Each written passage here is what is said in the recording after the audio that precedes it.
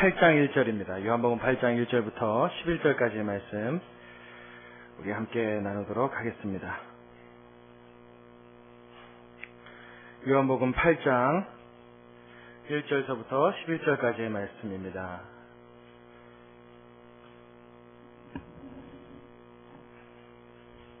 말씀 찾으시면서 들으십시오. 요한복음 8장 1절에서 11절.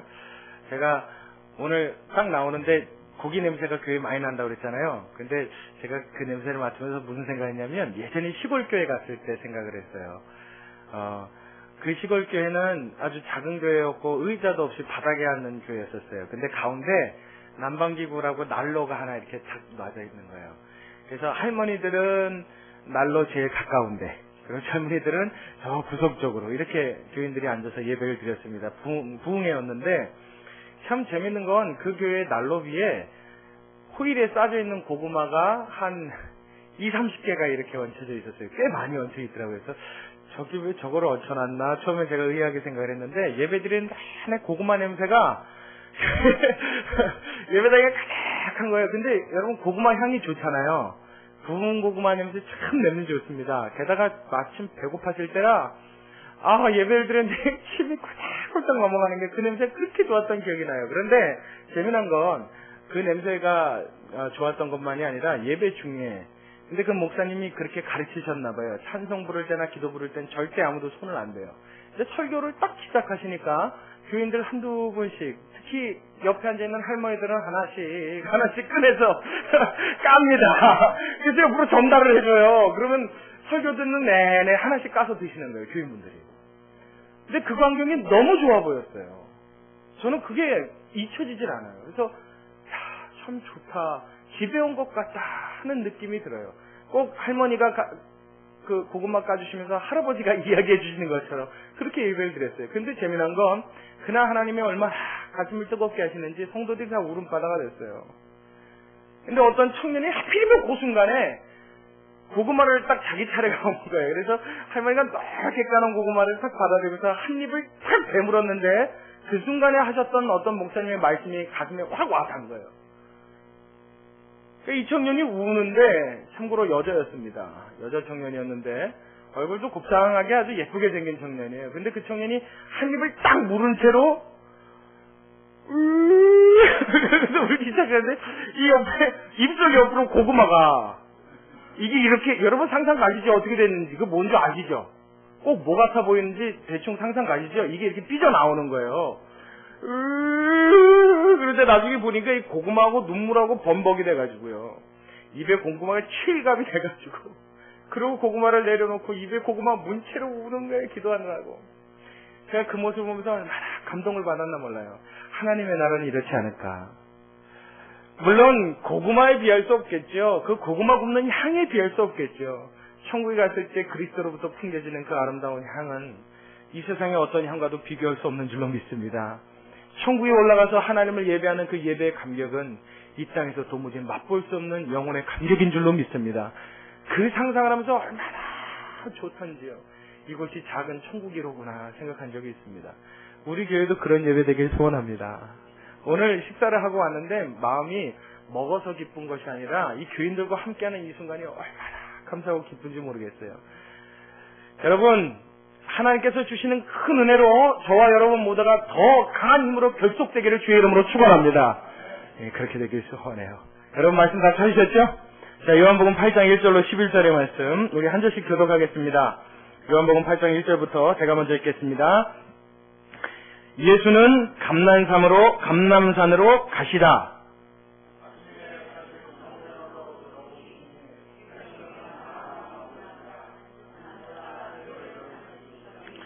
서기관들과 바리새인들이 간음 중에 잡힌 여자를 끌고 와서 가운데에 세우고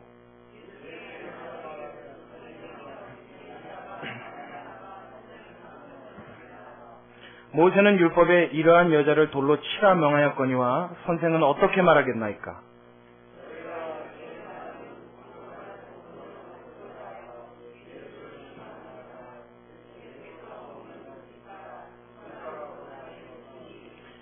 저희가 묻기를 맞이 아니하는지라 이에 일어나 가라사대 너희 중에 죄 없는 자가 먼저 돌로 치라 하시고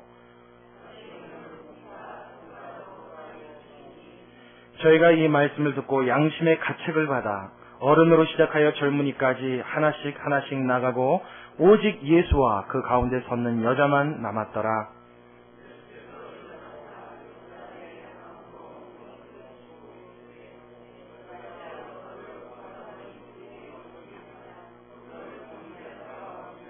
우리 11절 가장 중요합니다. 다 같이 큰 소리로 함께 읽겠습니다. 시작. 대답하되 주여 없나이다. 예수께서 가라사대 나도 너를 정죄하지 아니하노니 가서 다시는 죄를 범치 말라 하시니라. 아멘. 할렐루야. 할렐루야. 자, 이제 저를 보시기 바랍니다. 자, 여러분, 오늘 우리가 낮 예배 때 죄에 대하여 함께 나눴습니다. 제가 시간 없음을 그렇게 한탄한 예배가 참 드문데 오늘 같은 경우에는 정말 가슴에 한탄이 되더라고요. 시간이 조금만 더 허락되어지면 정말 하고 싶은 이야기, 드리고 싶은 말씀이 너무나 많은데 시간이 너무나 짧았음을 느껴요. 죄라고 말할 때 사실은 여러분들에게 더 자세한 설명이 있어야 됩니다. 왜 구약시대에 대해 하나님 거짓말을 용인해 주셨음에 불구하고 지금은 안 된다 말하시는가? 왜 그때 당시에는 간음이라 말할 수 있는 죄에 대하여 묵인하셨음에 불구하고 지금은 왜 안 된다 말하시는가? 왜 그때 당시에는 하나님이 가정에 계시는 인간 간의 살인을 때때로 하나님이 명령하셔서 살인케 하시는 일이 있었는가? 이런 일들에 대해 조금 더 신학적으로 깊은 설명이 사실은 필요합니다만은 시간이 부족하여서 다 담아내지 못하는 것이 가슴에 안타까움으로 남아요. 여러분, 하나님께서는 구약시대나 신약시대나 언제나 동일한 기준을 주시는 줄로 믿으시기 바랍니다. 때때로 하나님의 경륜을 이루어내고 하나님의 뜻을 보여주시고 하나님의 의를 이루고 혹은 인간의 악함 때문에 하나님이 용인하실 때는 있으나 하나님의 본뜻은 항상 같은 줄로 믿으시기 바랍니다. 하나님이 원하시는 궁극적인 인간의 의는 뭐예요? 인간으로 하여금 누구 닮기 원하십니까? 그렇죠. 하나님 닮기 원하시는 거예요. 예수님 닮기 원하시는 겁니다. 하나님의 성령에 충만케 되어 그리스도의 향기를 바라는 삶을 살기 원하시는 것, 이것이 하나님의 뜻이요 기준인 줄로 믿으시기 바랍니다. 근데 이게 안 된단 말이에요. 그것이 안 됐던 가장 대표적인 여자가 오늘 본문에 나옵니다. 뭐하다 현장에서 잡혔어요? 간음하다가. 얼마나 수치스러울까 여러분 한번 생각해 보십시오. 간음하는 일이 하는 일도 수치스러운 일이지만 그거를 죄를 짓다가 여러분 현장에서 붙잡혀 오면 붙잡은 사람도 어지간히 민망한 일입니다. 그렇죠? 그러니 당사자는 어떻겠습니까? 할 수만 있다면 혀를 깨물고라도 죽고 싶은 심정이었을 거예요. 그렇게 수치스러운 일은 아마 두 번 다시 힘들지 않을까 싶습니다. 그런 여자를 예수님 앞에 개 끌듯 질질 끌고 왔어요. 차라리 죽는 것을 구하고 싶을 정도로 수치스러운 여인 예수님 앞에 앉아서 할 말도 못하고 고개를 떨궜습니다. 설상가상으로 아니나 다를까 그 여자를 끌고 왔던 사람들은 예수님한테 이 여자를 죽이는 거는 뭐 불보듯 뻔하는 일이요. 동시에 예수님도 함께 싸잡아서 넘기고 싶은 마음에 예수님이 시험할 거리를 이 여자를 빌미로 던져내놓기 시작합니다. 이 여자 안 그래도 그 사실에 자기가 지은 죄 때문에 부끄럽고 수치스러움에 그 마음이 민망함으로 가득해 있을, 죽고 싶은 심정에 있을 이 여인이 이제는 나의 죄를 빌미로 저 선한 분까지 함께 싸잡아가는구나 하는 걸 이 여자도 느끼지 않았겠습니까? 여러분, 일이 어떻게 됐어요? 끝갈 곳 없이 커져버렸습니다. 그렇죠? 사실은 골방에 숨어서 남모르게 은밀히 지었던 죄인데 이것이 발각되자 하나님의 아들이신 예수 그리스도까지 함께 싸져보려는 이 극악무독한 자들의 횡포 때문에 일이 더 이상 커질 수 없을 만큼 커져버린 그 중앙에 누가 있었습니까? 간음한 여자가 있었어요. 그 중심에 여자가 있었다고요. 죽고 싶은 죄죠? 자기가 지었던 죄 때문에 정말 죽었으면 좋겠죠? 더 이상 살 소망이 없습니다. 어떻게 운이 좋아 이 사실을 어떻게 잘 넘긴다 해도, 이 상황을 벗어난다 해도 이 여자에게는 살아도 여러분 사는 게 됩니까? 안 됩니까? 여러분, 때때로 간혹 물론 이런 일이 없어야 합니다마는 우리도 이와 비슷한 정말 살아도 사는 것 같지 않은 삶을 잃어버린 그런 순간이 찾아올 때도 여러분 있어요? 없어요? 있죠. 근데 여러분 더 심각한 건 그게 나의 잘못 때문에 그 일이 비춰졌다고 한번 가정해보자고요. 살고 싶은 소망이 있습니까? 없습니다. 차라리 그 일 일어났을 때 어떻게 심장마비로 확 죽어버리든지 그냥. 아니면 나는 존재가 좀 제발 어떻게 됐으면 좋겠는데 이게 말이에요. 사람의 목숨이라는 게 자기 뜻대로 안 돼서. 하나님이 정해놓은 그 시각이 아니면 도저히 내 마음대로 죽고 사는 일도 못하는 존재란 말이에요. 그러니 어떻게 해요? 질긴 목숨, 모진 목숨, 내 마음대로 내 뜻대로 하지 못해서 죽지 못해 사는 맛으로 살아가는 인생, 여러분 우리 주변에 어렵지 않게 찾아볼 수 있습니다. 혹은 우리 중에도 그런 일을 겪은 분이 있을지도 모르겠습니다. 자, 마치 성경에 나와 있는 이 여인처럼 삶의 짐이, 삶의 무게가 정말로 버틸 수 없을 만큼 짓누르는 그런 상황이에요. 무엇 때문에 그렇습니까? 이 여인이 저질렀던 죄 때문에 그렇습니다. 죄란 존재는 여러분 이런 것입니다. 저와 여러분의 삶을 파괴시키는 겁니다. 파멸의 길로 몰아갑니다. 죄를 한번 지으면 이 죄가 사실은 죄로 끝나면 뭐 그렇게 심각하진 않은데 이 죄는 항상 후속타를 만들어내요. 죄는 죄 한 번으로 끝나지 않고 죄는 반드시 그거보다 더 큰 다른 죄를 불러옵니다. 죄는 그 죄로 단순하게 어떤 파급 효과만을 미치고 끝나는 것이 아니라 2차, 3차로 더 큰 파급 효과를 미치고 끌고 오는 이런 아주 무서운 파괴를 가지고 있는 것이 죄의 실체입니다. 대표적으로 구약시대에 다윗이 죄를 지었죠. 하나님 앞에 그렇게 순전하였고 이세 아들 다윗을 만나니 내 마음에 저는 어떤 사람이라고요? 그렇게 하나님이 칭찬했어요. 저는 내 마음에 합한 자라. 하나님 보시기에 마음에 쏙 드는 사람이었습니다. 얼마나 기가 막히게 마음에 드는지 하나님이 극찬을 아끼지 않았던 사람이에요. 근데 이 사람이 죄를 졌다고요.